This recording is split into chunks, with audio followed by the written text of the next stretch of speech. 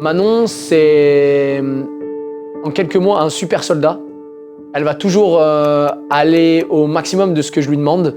Si je lui mets 2 options, elle choisira toujours l'option plus haute. C'est une de ses plus grosses qualités, mais c'est aussi un de ses plus gros défauts, parce qu'elle va avoir tendance à justement pas beaucoup récupérer, moins s'écouter que ce qu'il faudrait. Et parfois, au niveau émotionnel, ça lui joue des tours parce qu'elle veut tellement bien faire qu'elle se met des grosses pressions qui, au final, n'ont parfois pas lieu d'être.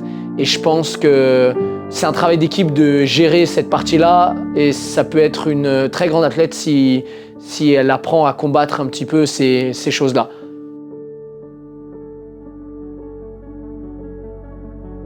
L'athlétisme, du coup, a fait partie intégrante de ma vie pendant 15 ans.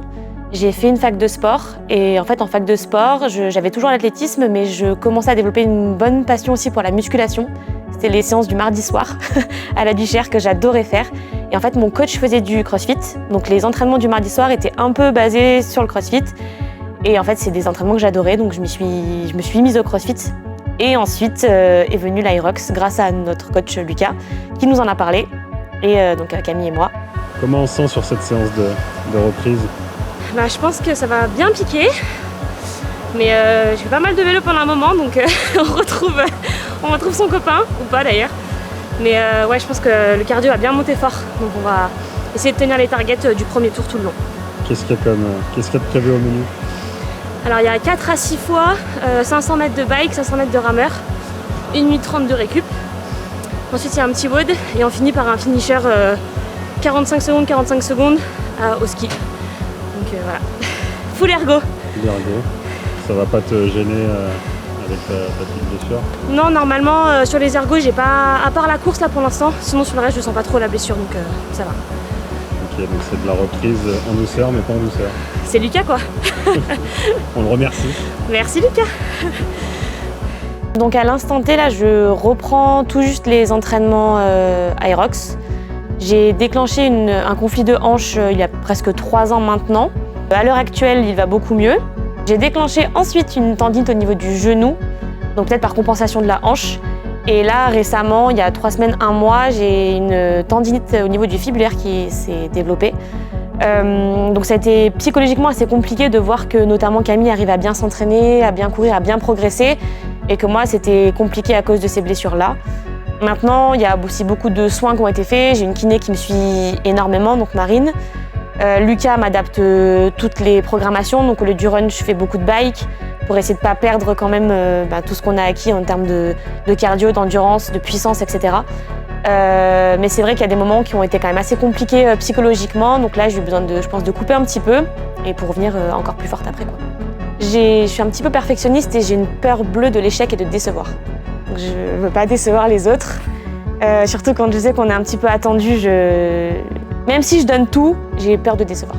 En effet, je pense que le stress, c'est aussi ce qui nous permet de performer parce qu'on a ce stress, mais c'est aussi de l'adrénaline et cette adrénaline-là nous permet de tout couper, de débrancher et d'y aller à fond, quoi. Et de penser justement à ces gens qui croient en nous et de tout faire pour les rendre fiers.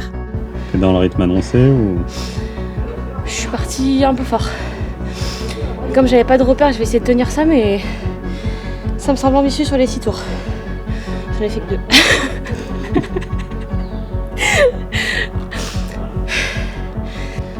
Est-ce que c'est pas compliqué de s'entraîner seul quand t'as une box à côté ou tout le monde fait un WOD collectif? Si, surtout qu'aujourd'hui, il y a du run. Et que moi, j'en fais pas. Mais après, on sait que quand ils sortent, il y a toujours des bons courages. Enfin, ils sont pas là, mais ils sont quand même là dès qu'ils me voient m'entraîner et tout, dès qu'ils nous voient nous entraîner. Donc, c'est la communauté. C'est la communauté. Il n'y en a pas un qui est venu là. Il n'y en a pas un qui m'a pris du rameur. Hein. Pourtant, il y en a qui sont puissants là-dessus. Donc pour l'Irox de Milan, c'est l'Irox où on s'est qualifié pour les championnats du monde du coup. J'avais ma tendinite au genou qui était vraiment à son apogée, elle était vraiment très présente. Donc en accord avec ma kiné et Lucas, j'ai couru sous anti-inflammatoire, chose qu'on déteste faire parce que on ne sait pas dans quel état on va se retrouver derrière. Mais j'avais pas trop le choix pour pouvoir courir, sinon c'était impossible pour moi de le faire. Et c'était vraiment l'Aerox qui nous permettait de nous qualifier à Chicago, donc il fallait qu'on le fasse. Donc je l'ai fait en serrant les dents, j'ai eu mal, surtout après. Mais on a pu le faire et l'objectif a été atteint. Donc du coup, le côté psychologique a pris l'ascendant et puis après, c'était reparti pour essayer d'être de nouveau motivé et prête à s'entraîner, quoi. C'est marqué entre 4 et 6. Si jamais il faut faire que 4 parce que c'est bon pour toi, on s'arrête. Hein. Sur un malentendu, la performance ne sera pas au rendez-vous. Non, allez, j'en suis qu'à la moitié, j'en ai fait 3. J'en ai fait plusieurs. Pour Camille. Tout pour la famille. Tout pour la famille. Donc avec Camille, on a une relation qui est très fusionnelle et qui s'est vraiment endurcie et renforcée grâce à l'Aerox. Franchement, je crois qu'on se parle tous les jours, mais des fois pour des bêtises. Mais c'est juste qu'on a besoin de savoir comment l'autre va, on a besoin de s'envoyer des petites vidéos, des choses, on va se parler continuellement. Et vraiment, je pense que maintenant, c'est rigolo, mais au CrossFit, quand j'arrive et que je dis bonjour, alors Cam, elle va comment? Enfin, c'est vraiment maintenant, on est un peu ensemble tout le temps, coûte que coûte. Et on est au courant vraiment de tout ce qui se passe dans nos vies respectives. Et du coup, je pense que c'est ce qu'elle disait aussi dans la vidéo, enfin dans le premier épisode, c'est que vraiment on s'entraîne pour nous, mais pour nous toutes les deux en fait. Pas chacune de son côté, c'est vraiment pour avoir un binôme qui est encore plus fort et pour tout faire pour ce binôme-là, quoi.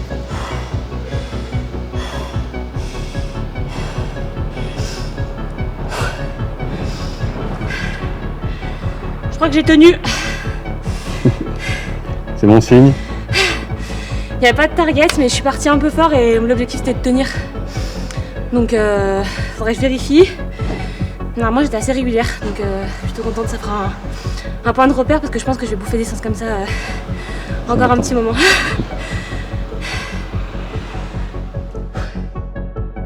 Du coup là, te dire que peut-être à cause de moi potentiellement on peut ne pas forcément performer, bah, c'est un petit peu compliqué. Mais à côté de ça, j'ai Lucas, donc, qui nous suit et qui m'aide énormément là-dessus. Pour le coup, Cam, elle n'a pas trop besoin de cette aide psychologique, moi un peu plus. Donc j'ai Lucas qui m'aide énormément, qui me rassure beaucoup, qui est vraiment très présent. Et Camille aussi, qui me dit qu'on est un binôme et que c'est notre temps, ce sera un temps qu'on va faire ensemble. Et je sais qu'elle est persuadée que je donnerai tout. Et pour le coup, elle a raison.